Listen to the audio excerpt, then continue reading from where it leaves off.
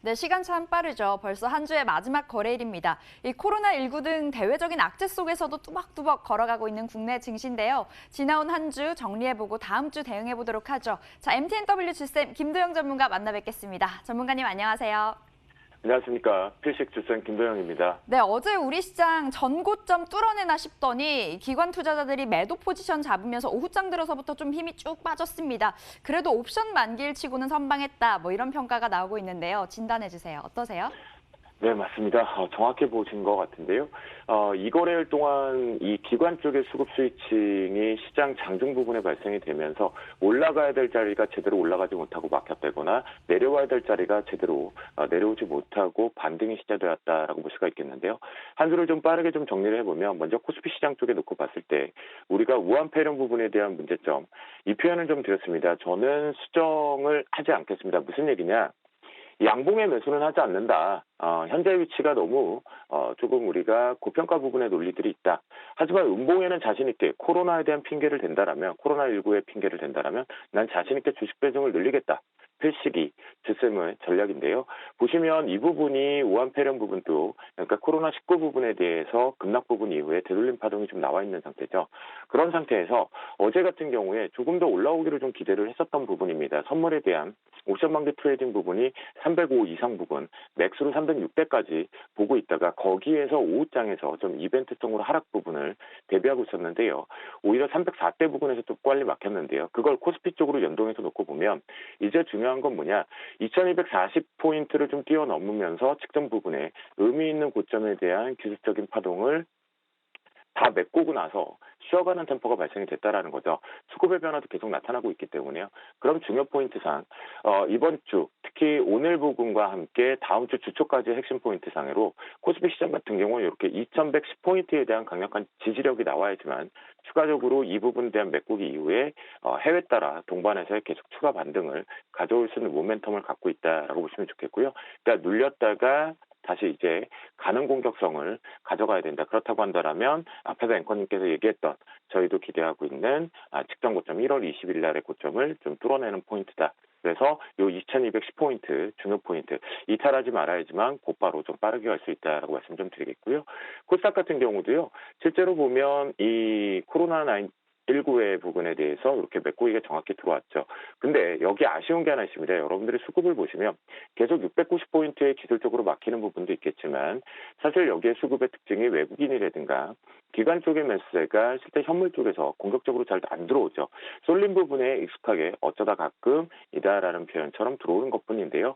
하지만 여기 숨어있는 내용이 하나 있습니다. 바로 다른 게 아니라 바스켓 쪽으로에 대한 이 기관 쪽 특히 금융투자 창구 쪽과 투신 쪽에서 매수 포인트가 좀 잡혀 있다라는 거, 바스켓 매수 쪽으로 보면 상품 쪽으로 잡고 있다라는 것은 아직 시간을 기다리고 있는 것뿐이지 실제 시장에서 이 코스닥을 아예 소외시키고 있는 부분은 아니다. 그렇기 때문에 역시 코로나19 부분에 관련된 순간적인 하락 부분이 나온다면 저는 공포 매수 쪽으로 이제 주식 비중을 계속해서 눈봉해서 늘려가겠다.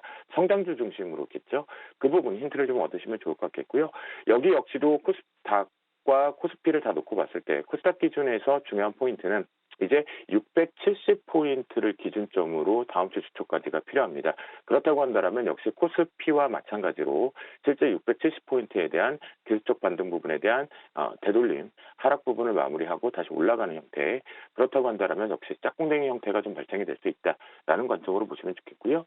오늘뿐만이 아니라 이제 오늘의 관전 포인트 쪽에서 핵심적으로 봐야 될 것은 계속해서 이제 사실 이 환율 시장과 채권 시장을 하루에 한회 정도만 보시면 좋은데 그렇지 않을 경우에는 어쩌다 가끔의 듬성듬성을 좀 보시면 되거든요. 근데 이 환율을 아주 디테일하게 지수하고 종목의 힘으로 연동을 하다 보면 여러분들이 보셔야 되는 것도 만들고 또한 전략 부분들이 좀 디테일하게 안 잡혀요. 그런 부분 때문에 크게 러프하게 좀 봐야 될 것 같은데요. 시장에서 보면 1190원에 대한 공격적인 부분에 대한 방어성이 좀 일부 있다라는 것을 계속해서 좀 판단을 해볼 필요가 있습니다. 이게 이제 중심가 부분으로 좀 될 수 있거든요. 고점과 저점의 중간 변곡가다라고 볼 수가 있겠고요. 그렇다고 한다면 1190원 오늘부터도 또 중요하겠죠. 다시 뚫어놓고 올라간다라면 실제 시장에서는 어떠한 핑계와 명분, 그러니까 지금 우리가 가장 우려하고 있는 건 2월달 경제지표 값에서 과연 얼마나 반영할 거냐라는 부분이겠죠.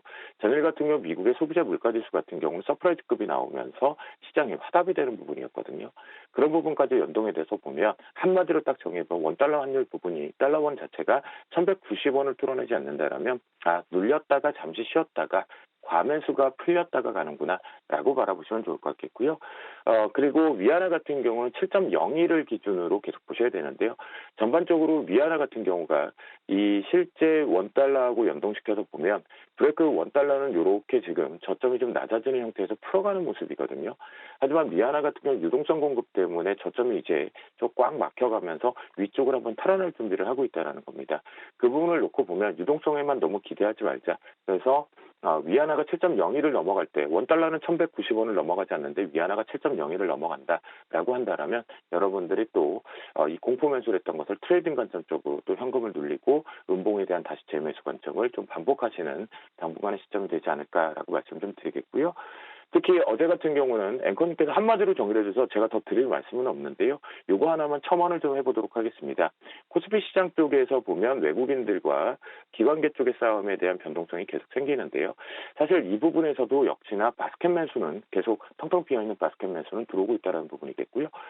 실제적으로 현물과 선물에 대한 스프레드를 이용해서 조절하고 있는 중간이다라고 보시면 좋겠어요. 그래서 기관에 대한 매도가 오늘 같은 경우도 어제 고점이 좀 빨리 막힌 부분, 제 개인적인 사견 속에서도 투자 전략에서 좀 아쉬운 부분이 있었거든요. 좀 더 올라갔다가 막혔으면 했는데 이 기관계 쪽의 금융투자 창구 쪽과 연기금 쪽에 대한 다시 한번 매도.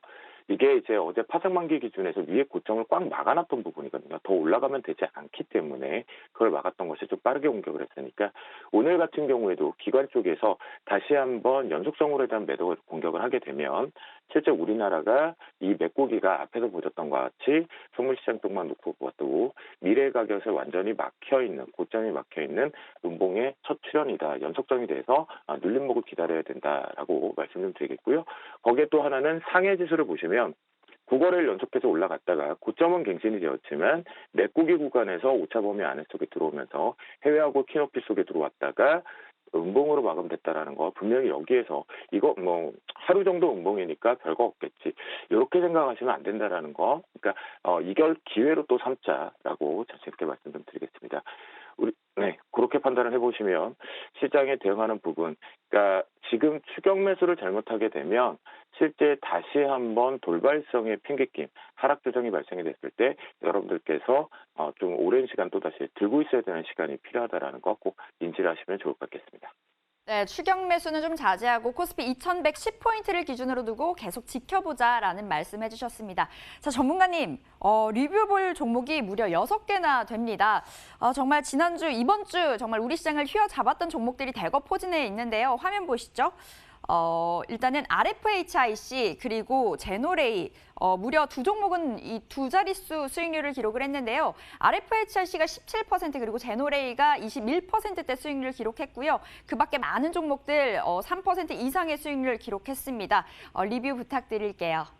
네, 이 부분은 시간 관계상 두 종목 정도를 잡아서 말씀을 좀 드려보도록 하겠는데요. 첫 번째 종목으로 이제 노바렉스를 좀 말씀 좀 드리겠습니다. 보시면 노바렉스 같은 경우는 실제 우리 투자자의 입장에서 보면 흔들어대는 부분들이 너무 많다라는 거죠. 올라오면서. 그렇죠. 이런 부분에 놓고 봤을 때 한 포인트로 딱 잡고 들어가면 될 것 같습니다. 전일 같은 경우를 만들었던 이 저점 부분, 그 부분과 함께 등배 부분에서 살짝 오차 범위를 놓고 본다면 23,100원을 훼손할 경우에는 한 번은 다 정리하고 나가는 쪽, 그러니까 포트 자체에서 한번 비웠다가 다시 가자라는 관점이겠고요. 실제 면역력 부분에 대해서 건강기능식품 쪽, 여러분들 비타민C에 대한 매출 추이가 갑자기 확대되고 있다는 것도 포인트를 잡으셨을 겁니다. 그런 관점을 놓고 보면 건강기능식품, 올해 성장 스토리는 있지만 트레이딩 관점 쪽에 23,100원 노바렉스 포인트를 잡으면서 도망가는 부분, 우리가 한번 현금화되는 부분에 맥스 저점에 대한 강력 지지력 자리로 한번 체크를 해보겠고요. RFHIC 같은 경우는 일단 5G 앞에 출연자분께서도 패널 분께서 말씀해 주셨는데요. 저는 음봉에 자신 있게 좀 단가 작업도 하고 비중을 좀 늘려가 보자라고 먼저 말씀 좀 드리고 이 부분 가져가죠. 아마 트레이딩 포인트에서 이렇게 올라가고 있는데 과연 내가 이걸 더 갖고 있을 거냐라는 부분을 생각해보면 사막 콘텐츠로 표현을 드려보도록 하겠는데요. 사막 콘텐츠도 마찬가지입니다. 실제 우리가 MLCC 부분에 관련돼서 재고 부분에 대한 소재 기대감과 가격 인상론, 그러니까 공장 가동률이 줄어들었다라는 것은 결국은 수요와 공급의 논리 속에서 재고 소진이 좀 빠르게 될 것이고 가격 인상이 대두되고 있죠. 디스플레이 부분도 언급이 되고 있는 부분과 똑같거든요.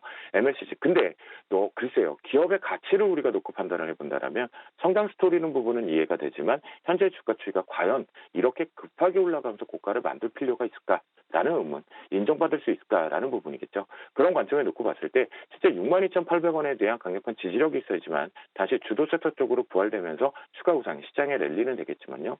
음봉 쪽으로 잠시 쉬어가는 템포들이 시장이 만들고 있기 때문에 직전 저점 부분을 좀 타겟을 놓고 이 부분이 훼손되지 않으면 64,600원이 훼손되지 않는다면 계속해서 자신 있게 가지고 가자. 하지만 트레이딩 관점 쪽, 그러니까 중장기적 포인트가 아니라 트레이딩 관점 쪽으로 해서 끊어내는 방망이 짧게 간다라고 한다면 64,600원이 훼손될 경우는 한 번은 빠져나왔다가 다시 타겟 포인트 공포 매수 부분으로 저가 눌림목 매수를 잡자라고 말씀 좀 드리니까요. 지금은 저는 이렇게 말씀 좀 드립니다. 공포 기회다라고 생각을 합니다. 한 주 동안 고생 많이들 하셨고요. 오늘도 외쳐봅니다. 오늘도 개식